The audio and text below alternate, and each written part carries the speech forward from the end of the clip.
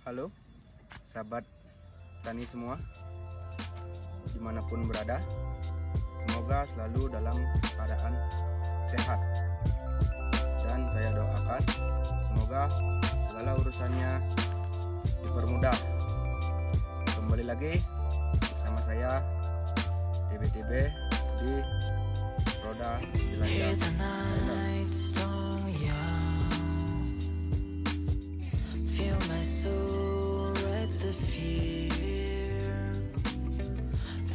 Dalam berbudidaya tanaman jeruk, tentunya keinginan seluruh petani, terutama petani jeruk, yaitu menekan biaya untuk penghabisan dana yang tidak begitu besar, tapi hasil tidak mengecewakan.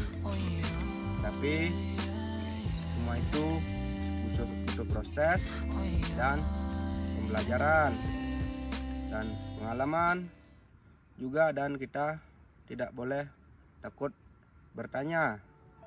Di sini dalam video ini saya akan berbagi tentang penanganan penyakit pada musim cuaca ekstrim yang seperti sekarang ini. Seperti yang kita telah ketahui, di musim cuaca seperti ini hujan tidak henti-hentinya pada siang hari, pada malam hari, dan diikuti dengan kabut. Dan pada tanaman jeruk tentunya faktor-faktor yang menyebabkan penyakit yaitu adalah jamur dan bakteri. Dan kehidupan jamur dan bakteri tersebut disebabkan oleh kelembaban tanah yang tinggi, penggunaan kohe mentah, dan terlalu rimbunnya tanaman tersebut sehingga tidak ada sinar matahari yang menyinari. Dan saat ini kita akan membahas penyakit yang disebabkan oleh jamur. Tentunya penyakit tersebut sudah sangat familiar, sudah sangat umum ditemukan pada tanaman jeruk dan umumnya dialami oleh seluruh petani jeruk, terutamanya di dataran tinggi, yaitu penyakit jamur kudes dan jamur coklat. Penyakit itu sangatlah berbahaya karena bisa merusak sampai 80% pada tanaman kita. Ciri-ciri penyakit kudes atau skep ini yang disebabkan oleh jamur Alternaria. Ciri-cirinya seperti ini. Mulai penyerangannya saat daun masih muda. Sini timbul seperti kanker di sini. Dan juga banyak sekali disebut ini juga kanker daun. Permukaan daun menjadi tidak beraturan seperti ini, sangat kasar, dan ditimbulkan bercak-bercak seperti ini. Sini dapat mengerutkan daun, dan kalau dibiarkan ini juga akan menular ke buah karena jamur ini sangat menyebar ke seluruh permukaan sampai ke batang seperti ini dan juga ke buah. Dan kalau kita tidak mengatasinya, maka kita menginginkan kualitas buah menjadi tidak mendapatkan kualitas. Dan ini sama juga disebabkan oleh jamur. Ini jamur coklat. Ciri-cirinya di tengah-tengah permukaan daun timbul bercat coklat dan seperti lingkaran seperti ini. Dan ini akan menyebabkan kerontokan pada daun. Dan kalau tidak ditangani dengan tepat, daun ini akan rontok dan akan menimbulkan ranting kering.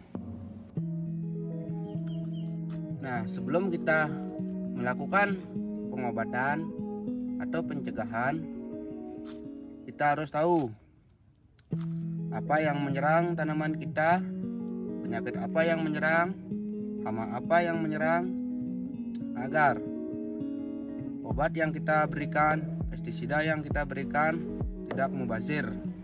Istilahnya kita mengobati harus tepat sasaran untuk menekan biaya dan lain sebagainya. Nah, di samping kita menggunakan pestisida, fungisida, wajib kita untuk mengendalikan jamur, yaitu yang pertama kita harus menyeterilkan kelembaban tanah, keasaman tanah. Saat musim hujan, usahakan gulma-gulma yang ada di bawah di tanah tidak tinggi. Istilahnya bisa menggunakan herbisida, disemprot agar kelembaban tanah terjaga, dan tentunya menggunakan kaptan untuk mengendalikan bakteri-bakteri jahat pada tanah.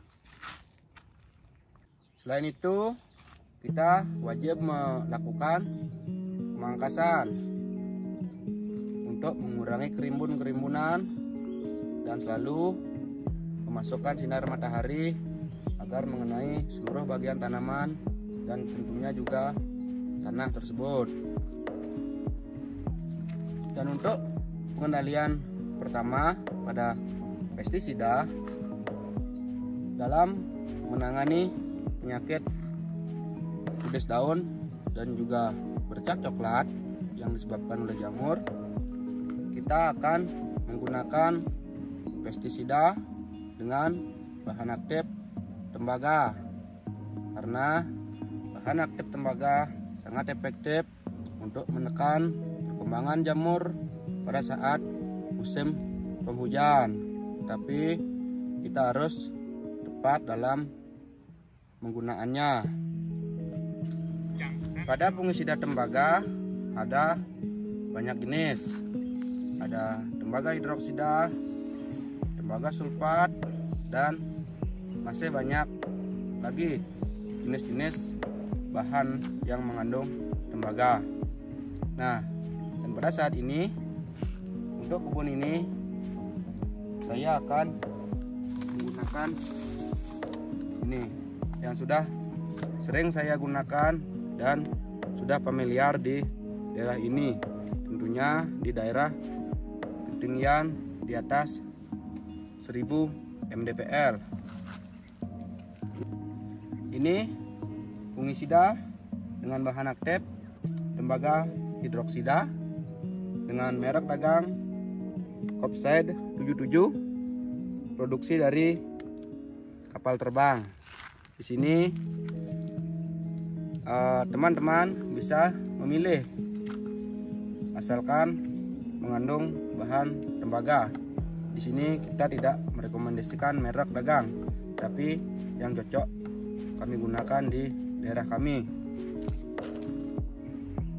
Kopside 77 ini sudah saya jelaskan mengandung bahan aktif tembaga hidroksida 77%.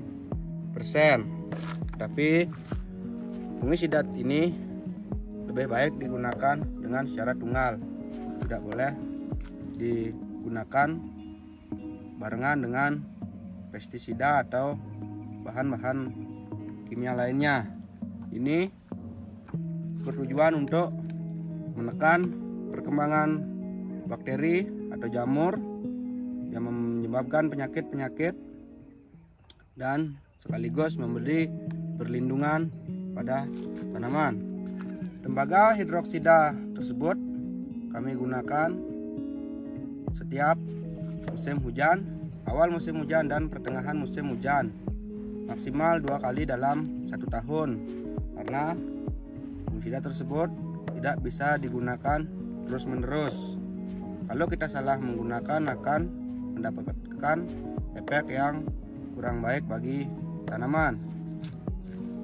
Dan saat pengaplikasian fungisida ini kita aplikasikan dengan dosis 1 sampai 2 gram per liter air menurut serangan yang kita alami pada tanaman kita. Dan fungisida ini disemprotkan ke seluruh bagian tanaman, dari mulai daun, ranting, hingga batang.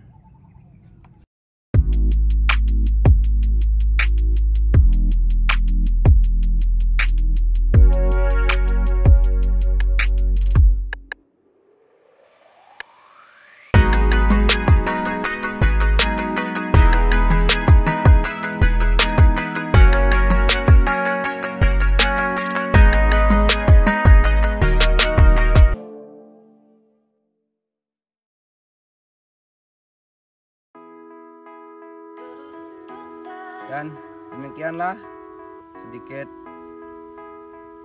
pemberian dari kami, berbagi seputaran pengendalian jamur dan bakteri pada tanaman jeruk.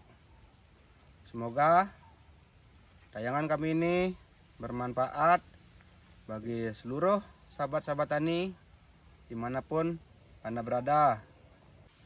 Dan mohon maaf bila ada kesalahan dari kami, karena di sini kami juga masih belajar.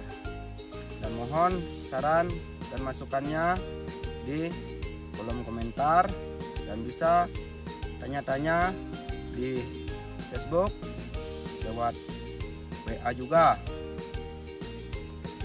Dan juga jangan lupa dukung channel kami ini dengan cara subscribe, like, komen, dan bagikan agar sahabat-sahabat yang lain bisa mengikuti channel ini dan bisa memberikan kami semangat dalam berkarya dan berbagi seputaran pertanian.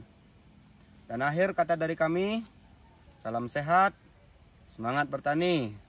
Sekian dan terima kasih.